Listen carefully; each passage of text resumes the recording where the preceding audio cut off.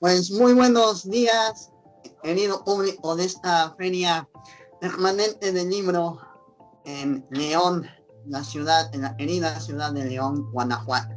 Soy Jesús Gómez Morán, poeta, editor, profesor universitario, y en esta ocasión me acompaña también el profesor universitario, periodista y ahora también cuentista, Miguel Villanueva, quien está presentando una premisa editorial publicado por Agua Escondida Ediciones. Este libro se llama Semana Santa en la Castañeda.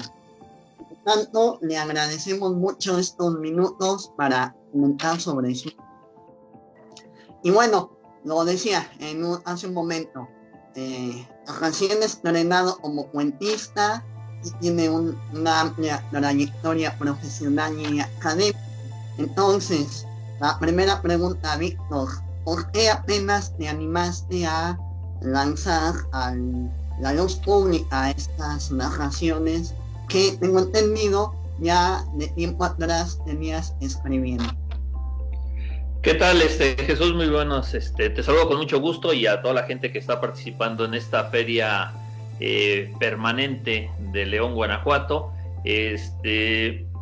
Pues sí, me tardé algunos años. La verdad es que la mayoría de los cuentos que aparecen en Semana Santa y en la Castañeda y otros cuentos fueron escritos entre 1989 y 1992 en mi etapa de estudiante en la UNAM.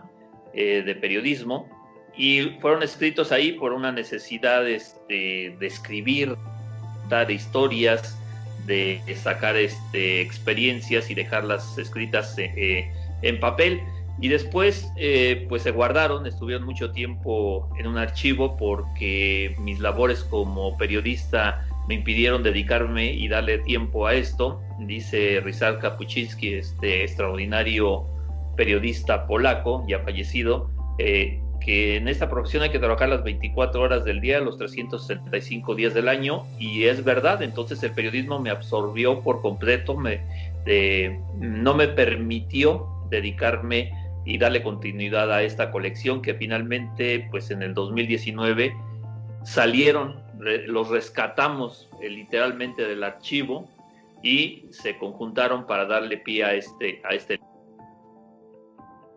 Muy bien, me gustaría saber en este sentido, separando, ¿no?, claramente lo que serían tus motivaciones, es decir, en cierta medida si puedes contar parte de la génesis de estos cuentos, y por el otro lado, no sé, tendrás alguna referencia literaria, quienes te han influido, fueron tal vez modelo para alguna de tus narraciones. Sí, yo creo que el principal, la principal influencia literaria, que además se acomodaba perfecto con mi modo de ser, con mi modo de pensar, fue Mario Benedetti. Fue la nostalgia, fue el aferrarse al pasado, a no dejarlo ir, a que permanezca, se va a oír raro, pero que el pasado permanezca en el presente. Ese siempre fue, desde que yo tengo uso de razón, que me aferraba a no dejar ir al pasado. Y los cuentos son eso, son rescatar historias que habían llegado a mi mente a través de mis padres, los dos extraordinarios conversadores, los dos con un arsenal de historias que generosamente me compartieron, y también pues situaciones que yo observaba a mi alrededor y que guardaba. Entonces Mario Benedetti me demostró que iba yo por el camino, que la nostalgia no se tira, sino que se conserva y que se escribe. Entonces eso fue lo que hice, nada más seguir a este extraordinario escritor uruguayo que tuve la fortuna de conocer muy temprano en mi vida, que me llegó la tregua a los 12 años y que me atrapó para siempre. Y después vinieron un montón de libros de Mario Benedetti. Eso fue esencial para la concepción de los cuentos. Ahora, en el estilo para escribirlos, yo creo que influyó mucho la literatura de la onda, que eso ya me llegó más tarde, a los 18, 19 años, precisamente estando en la universidad. Fue cuando puse o tengo todavía en un altar a José Agustín, a Parménides García Saldaña, a Gustavo Sáenz, a Armando Ramírez, pero también una influencia fundamental y en concreto para un cuento es Luis Zapata. Luis Zapata, que todos recordamos por El vampiro de la colonia Roma, pero para mí la obra maestra de Luis Zapata es En Jirones, es una novela extraordinaria que siempre voy a recomendar que lean. Y esos fueron, yo creo, las influencias importantes. Me quedaba muy lejos García Márquez, desde luego, me quedaba muy lejos Mario Vargas Llosa, José Emilio Pacheco, que también me encanta El principio del placer, que es un libro extraordinario, pero extraordinario que creo que no le han hecho justicia y no se ha mencionado ni se le ha hecho tanta publicidad como mereciera. Pero todas esas fueron mis influencias para escribir estos cuentos. Muy bien, Víctor, y las motivaciones, un poquito la génesis, un poquito, me gustó mucho tu frase, te revelas ahí con esa prosa creativa de la nostalgia no se tira. A ver, ¿de dónde te vinieron las historias que terminaste reuniendo en este volumen? Bueno, muchas historias vienen de lo que yo escuchaba, como ya mencionaba, de mis padres. Por ejemplo, Las ramas viejas del Rosal, que se sitúa en un cabaret. Yo recibía esas historias de mi padre y de mi madre, porque ellos hablaban que en su juventud acudían a esos lugares, ¿no? Y eran grandes bailarines, y me contaban lo que había en ese entorno de los grandes salones de baile. Entonces, pues fue recogiendo. De hecho, las canciones que vienen ahí son las canciones que escuchaba mi padre, ¿no? Y que yo escuchaba cuando íbamos camino a la escuela, que ponía en su automóvil. Esas canciones, aunque son de la mitad del siglo XX, pues me llegaban y se quedaron siempre conmigo. Entonces es una de las ramas viejas, las ramas muertas del Rosal, perdón, está precisamente situada ahí. El final curiosamente se llama El final y es el primer cuento. Está basado, o viene la idea de un cuento de Parménides García Saldaña, que me parecía extraordinario, que viene en el libro de Pasto Verde, y me influyó muchísimo. Pero también tiene lo de Luis Zapata, que te decía, y lo de Mario Benedetti. Datos para un viudo es también una referencia a un cuento de Mario Benedetti, que prácticamente tiene el mismo título, pero también es un momento de jugar con la imaginación. Es quizá el único cuento que en vez de irse al pasado se va al futuro, que está tratando de imaginar una situación hacia adelante y no hacia atrás. Eso me llamó mucho la atención. Señora del pecado y cómo devorar una rata, pues es una canción de cabaretesca de los años 50,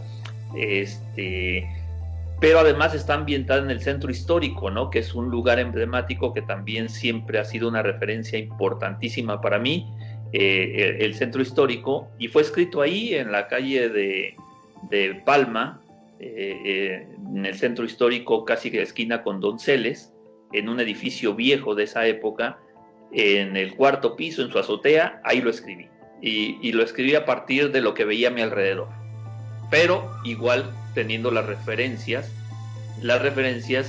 de las historias de burlesque, de cabaret, de centros de baile en el centro histórico, y todos estos personajes que aparecen ahí. Y el último, el que le da el título al libro, Semana Santa en la Castañeda y otros cuentos, ese, cuando me preguntan les digo que es un cuento Almodóvar, porque sucedió que en la película de La mala educación hay una escena donde hay un director de cine que se la pasa observando periódicos y recortando notas raras, notas extrañas, para después hacer las películas.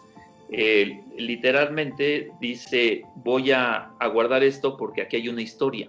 Y así me pasó. Yo estaba haciendo mis estudios de posgrado en la Hemeroteca Nacional, y en un periódico de 1926 apareció una nota donde se hablaba que las aguas de Mixcoac estaban contaminadas porque pasaban por debajo del manicomio de la Castañeda. Entonces el presidente municipal en ese entonces estaba prometiendo entubar las aguas para evitar que la gente se contaminara. Entonces yo cuando leí eso, lo aparté, fotocopié la nota y dije, todo bien. Y nada más hay que buscar una forma de adornarla, de acompañarla, y fue la Semana Santa, de cómo se vivía la Semana Santa en mi casa, en mi colonia, al sur poniente de la Ciudad de México, con los personajes de mi infancia y con lo que escuchaba de mis padres que contaban. Entonces, ese es un cuento donde tiene tres vertientes muy importantes: una nota periodística, tradiciones de Semana Santa y personajes de mi infancia. Has hecho un despliegue amplio de contenido de algunos de los cuentos. Son 8 los cuentos reunidos en la Semana Santa en la Castañeda y otros cuentos. Precisamente este de Semana Santa habla este edificio emblemático de la zona de la ciudad que mencionas, en la zona de Mixcoac. Difícilmente habrá otra referencia arquitectónica tan importante, ¿no? Pero también ya de manera más contemporánea tenemos la terminal de Barranca del Muerto. En especial yo quiero que hables de don Porfirio de la Barranca, porque en su momento esta narración obtuvo una mención honorífica en el 5º concurso universitario de cuentos de la UNAM. Entonces, no sé si hiciste una investigación historiográfica parecida al de la Castañeda, o cómo salió este cuento. No, ese cuento nació igual que lo platica ahí que está referido precisamente en el texto. Nació una noche que yo regresaba de Mixcoac, del metro Mixcoac al metro Barranca del Muerto, que es una sola estación, y lo fui imaginando ahí. Había leído que la estación Barranca del Muerto era una de las más profundas, no la más profunda, pero era una de las más profundas del metro de la Ciudad de México. Entonces yo fui imaginando la historia en el trayecto, y después, una vez más, en un ejercicio de rescatar mi infancia, las escenas que se describen ahí son escenas verídicas de cuando jugaba en las barrancas de Tarango, al sur poniente de la Ciudad de México, entre Las Águilas y Merced Gómez, que es una zona de barrancas, que incluso existe una presa, la presa de Tarango, y eran los escenarios de mis juegos infantiles. Uh-huh. Entonces recordaba la tierra húmeda, el agua contaminada porque era del drenaje, pero nosotros como niños no sabíamos y jugábamos ahí. Los precipicios por donde bajábamos, por donde corríamos, por ir por la pelota que se había ido, o simplemente como jugar como exploradores. Y también había ahí una carrocería de un auto que seguramente se cayó y que quedó ahí abandonado. Y pues para que nosotros no bajáramos a la barranca, pues nos decían, ahí hay una persona muerta. Nosotros como niños pues no nos acercábamos, pero a veces sí lo hacíamos. Entonces el cuento está relacionado con eso. Es hacer un símil con la estación Barranca del Muerto, con las barrancas donde yo jugaba. Uh-huh.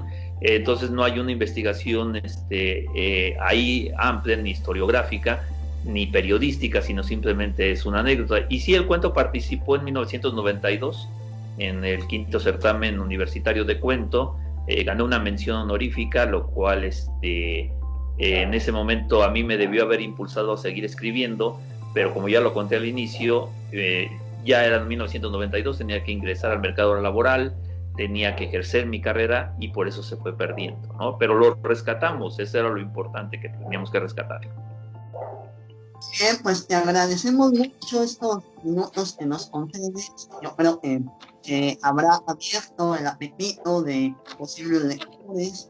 Realmente, aunque se hable de una parte de la Ciudad de México, pues el ejercicio de la nostalgia y de ciertos lugares, la descripción, pues es algo universal. Por lo tanto, ellos que se animen a acercarse a este volumen, Semana Santa, la Castañeda y otros cuentos, pueden hacer a partir de las redes sociales de Facebook, de la editorial Aguas Comunicaciones. Aquí en la cuarta de foros aparece, lo digo rápidamente, la dirección de la editorial Agua Escondida Ediciones @gmail.com, y también con el autor directamente, Víctor Miguel Villanueva, en sus redes sociales, Facebook y Twitter. ¿No es así, Víctor? Sí, es así. Ahí en las redes sociales nos pueden contactar también para hacerles llegar el libro. Ahora con la situación de que se puede hacer por mensajería, entonces puede llegar a cualquier parte de la República. Entonces sí nos pueden encontrar por mi nombre, Víctor Miguel Villanueva Hernández, en Facebook, y en Twitter igual, Víctor Miguel VH. Antes de despedirme, que quisiera decir dos cosas rápidas. Una, que precisamente que estamos en la Feria Permanente de León, en la biografía del autor, pues cito a José Alfredo Jiménez, al poeta guanajuatense en una parte, y la otra que quisiera no dejar pasar es un agradecimiento a Balbina Zamora Jaimes, que es la autora de la portada, de la imagen de la portada y de las ilustraciones en los interiores. Entonces, también un agradecimiento a Balbina Zamora Jaimes. Muy bien, pues te agradecemos mucho estos minutos y quedamos en contacto. Un gusto y un abrazo para todos. Gracias. Gracias.